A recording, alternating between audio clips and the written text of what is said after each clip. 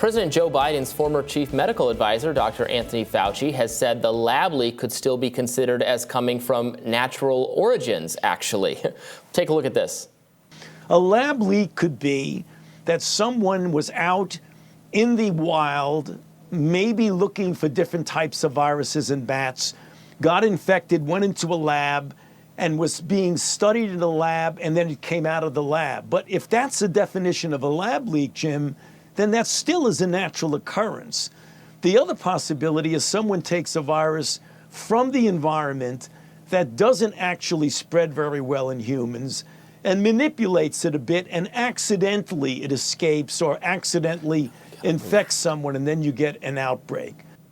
Unbelievable. So he's basically saying that even if it is proven to be a lab leak, well, he's still right that it was animal origin because it could have happened that way. So look, if you're sending researchers into, caves in the jungle to gather up samples from these infected bats. So this was not going to naturally happen, right? This is actually a concern that lab leak people have raised, that having interactions between these bats in these caves and scientists and researchers, this is not natural because this is not going to occur unless you specifically go and look for these bats and touch them and are around them and are breathing in what they're breathing in.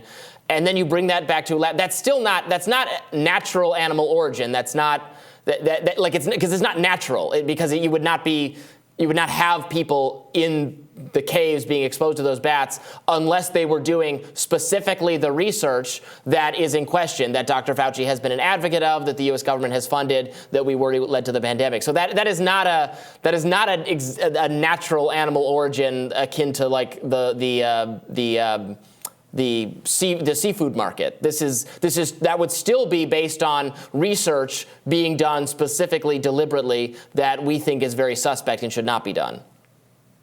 Right. The journalist Stephen Miller, he has this great analysis of Dr. Fauci, which actually helped me understand even what happened in our interview with him, which is that when you ask him a question about something he got wrong, which is, basically all of our questions to him, he redefines the terms instead of actually answering, so as a form of deflection. So now what he's trying to do is create the groundwork for a kind of slippage between lab leak on the one hand and naturally occurring on the other hand, so that he doesn't have to answer those burning questions about, did funding approved by Dr. Fauci actually contribute to the coronavirus pandemic? Right. Check out his work on that. He's written about it for The Spectator. Really, really brilliant analysis.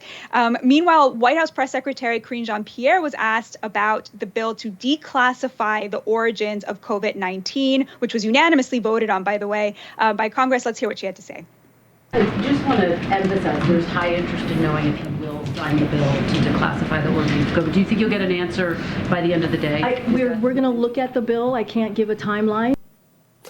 Yeah, so there's no hurry, obviously, there from the White House to get on that, I think, which is really a shame because there's no reason this needs to be partisan or political at all. It's something that impugns the class of government scientists, but these were government scientists who were advising the Biden administration and the Trump administration and the Obama administration, and they're a class among themselves. And there were times where Biden was sounding a harsher note on China and Chinese involvement than Trump was. Trump was kind of all over the place. He was saying, no, they're doing a great job. We're working closely with them. He was trying to do that kind of thing Trump does where he instills confidence that, he has the situation under control and right. He's complimenting other world leaders because he doesn't have any beef with them. And then he went in maybe it was bioengineered, which no one really seems to think it was deliberately engineered and then released on purpose, because why would that be?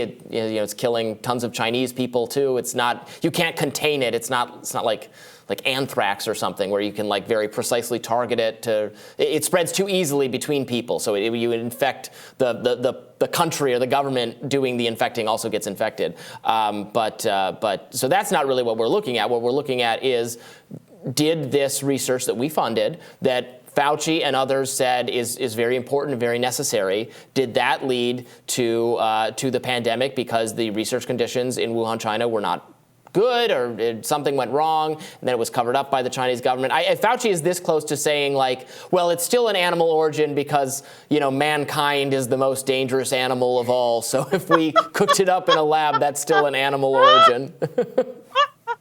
That's hilarious. Yeah, I mean, just to ring my sort of populist bell here, like the smarty pants, like the people with the degrees, the people who claim that they should have a claim to rule based on their intelligence or their credentials or, what have you, like they really, really messed up here. And worse than that is, you can see like the sliminess of their backtracking and their refusal to admit it. And it's the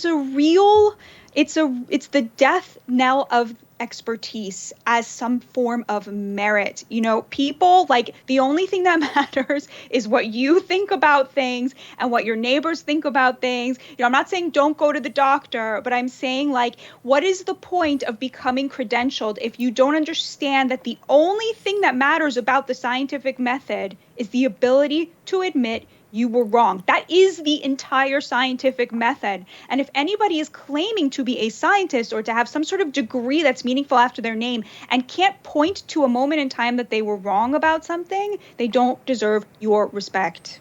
And I totally agree with you. And we have to keep in mind that the scientific consensus is ever shifting, and not everyone always agrees at the same time. The people get just a window into the scientific consensus, a window provided to us by the mainstream media, which is under the influence of political figures, and as you write about and speak about so expertly, Batya, so expertly, you're an expert in this, in diagnosing and examining the causes of the elite consensus and the elite interests and the media class protecting itself. So you just find out, what the scientific consensus is based on what they're telling you it is, even if it's a lot messier and more confused than that. I mean, in this whole lab leak conversation, the meta conversation, the conversation about the lab leak, what we found out is that a lot of media voices didn't want to touch it, didn't want to talk about it because they didn't want to be perceived as agreeing with Trump about anything, or they didn't want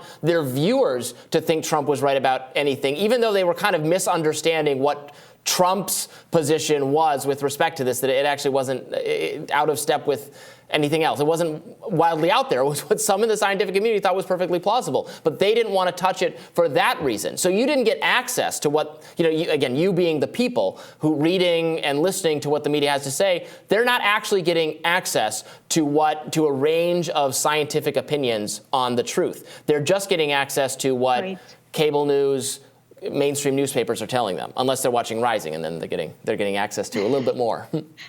Right. And I will just say that we know, there were sub-communities that were conducting their own sort of unofficial scientific experiments, like noticing what happened. My own community, the Orthodox Jewish community, is just a perfect example of that. It was like a very close-knit, self-contained community that immediately got a sense of how this thing operates and how it spreads and what protects you from it and one doesn't, just from actual exposure, and then were forced to do things that they knew were not the things that worked. I think a lot of churches were probably like this. People who had contact understood very quickly. People with a lot of children understood very quickly.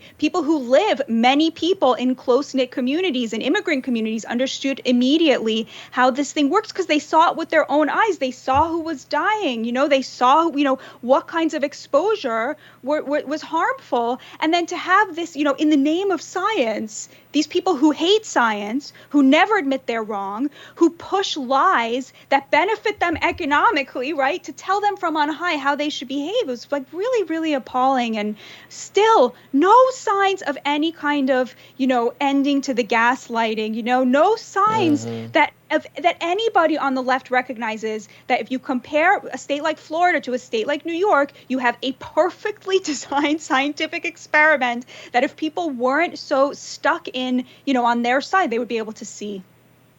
Indeed. All right, we'll have more Rising in just a minute. Please stay with us.